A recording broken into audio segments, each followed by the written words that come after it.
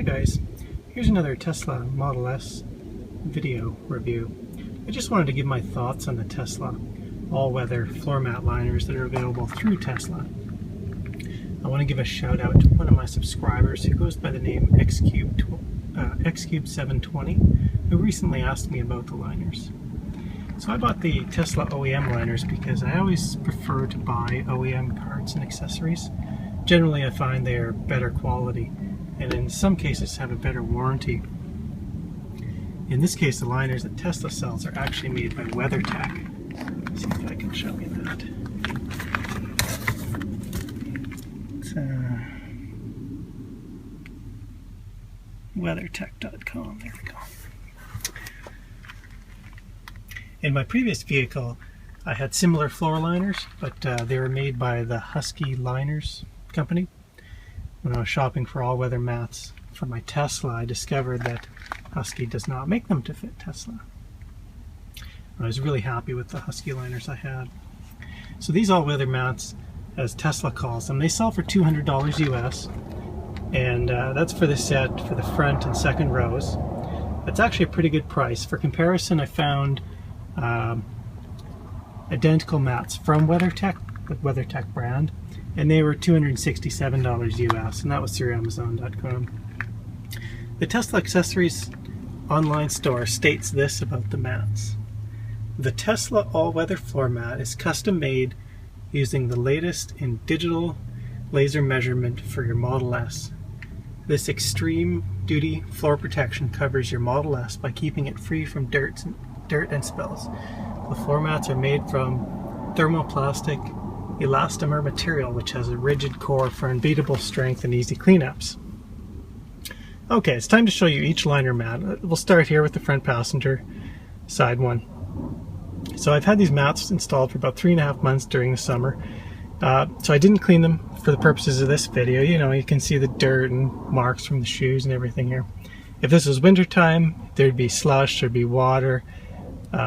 It'd look way worse. It'd just be a total mess. Because I live in Canada and we get really brutal winters with lots of snow and cold. So as you could probably see, the overall fit is really good. Contours really well around here. Let's see if I can get you a little better shot there. So you know, really it fits quite well, and I especially like how the lip at the front, you can see, comes up quite high, and then also like on the sides and back, it's really quite high too. So overall I'm happy with it. There's maybe sorry about that. There's maybe just a really slight, you know, I can just kind of barely get in my finger in that kind of space there, but overall it fits really well. So I'm happy with this front passenger side. Okay, moving back to the right rear seat area. This would be the second row. The fit is really good here also. Just a tiny bit of curling there, but overall, let's kind of zoom in here a little bit if we can. See there's a really good lip on the front, and the side here. Not sure how well you'll be able to see how tall this lip is. You can see, gives you an indication of the height. It's a pretty good lip size there. Does stick out just a tiny bit, and the other side also has that problem. I'll show you a little bit worse. There's maybe a bolt or fastener of some kind right under here, and I don't know if that's maybe part of the issue, kind of pushing, but this could just be kind of a curling from the WeatherTech mat. I'm not sure. This really quite minor, not a big deal, and on the back it's really not a big deal at all. And then across the back fits really nicely there. So pretty happy with that. Let's go over to the other side. Okay, moving over to the rear driver's side seating position. You can, I mean, right away you see that curling, but I'll come back to that here in a sec. So you can see the rest of the mat fits good, kind of fits under the seat. This little spot, like, this is just because I have the driver's seat back so far, it kind of tucked under here. That spot and that spot, but if you didn't have the front seat back so far, it would actually sit down better. It's a really good protection overall. Just one complaint with this side, how much this is curling. Again, there's kind of a bump here in the carpet, and there is something under there. I don't know what it is, but I think that could be contributing a bit to pushing that out. But like right here, really probably should have been over a bit, so not totally sure what's going on. I guess I should also point out that I don't have the rear facing, the third row seats, but they also offer the same matte liner, whatever they call it, for that row if you happen to have it. And they also make a cargo liner, so I could have got the same material liner for the cargo area, but I just chose not to buy that one. I've actually thought about maybe heating this up to reshape it, but I don't think it's going to be that. I don't think it's really going to work. What I've thought about doing actually is maybe just cutting this lip back a bit. Let's come around here. Excuse me. So I was thinking, if I could cut this lip back and still leave, a 1/4 of an inch or something at the bottom, just cut the top edge of this off where it's the worst. That might be a good workaround, because I know some other owners have complained about that. Okay, finally the driver's seat footwell area.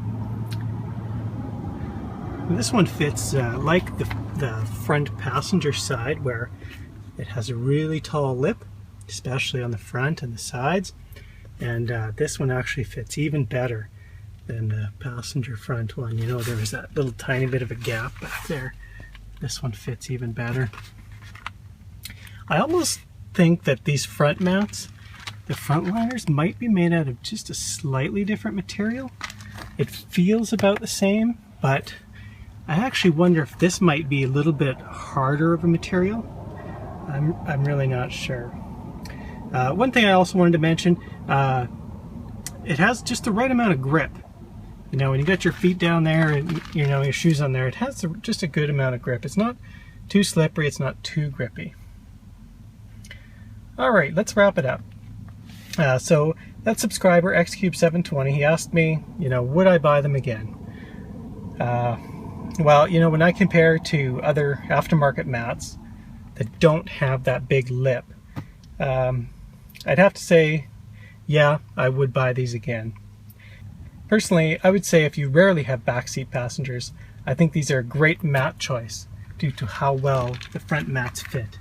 Even though I have kids in and out, back and forth all the time in the back seat, I'm going to keep them. The kids and the mats. I noticed a review by K-Man Auto, and he had reviewed some other mats. They were Lloyd rubber tight mats. And just a shout out to him. You could check out his channel and check out that video for an alternate. The difference is those don't have any lips. So in other words, they're a flat mat, and then they would just kind of go up a bit flat on the front too. So they don't have the lip all the way around. And personally, I think that's a really important aspect for the winters that I have here. Those rubber tight Lloyd mats, they have little like dimples in them everywhere, so it does catch the water. It just would not contain near as much as these do.